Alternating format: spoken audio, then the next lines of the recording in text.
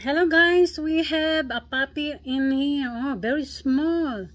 The mother doesn't want to feed it. The one I had fed before, and this is her baby now. Now I gonna feed again her baby because she doesn't feed her. And then it's winter, very cold outside. That's why I bring it in. See, I'm gonna feed her. See, very small. Oh, may butas yung aking kamay. Okay. Yan. Ganyan ang ginawa ko sa nanay niya noon. Baby din yun. Ayaw, nakasurvive siya dahil pinadidi ko siya. Oo. Every 3 hours. Parang baby ba? Yan. Na, pinainom ko na kanina to eh. Oh.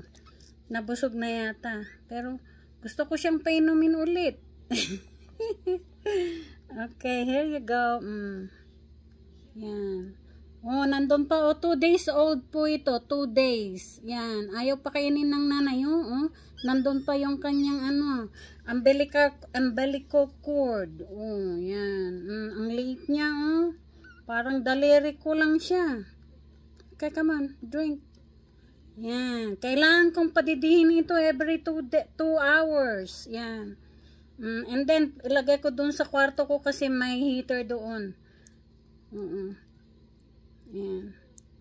Nabusog na yata. Pinainom ko na kanina ito yun. Nakalimutan kong i-video. Yan. Okay.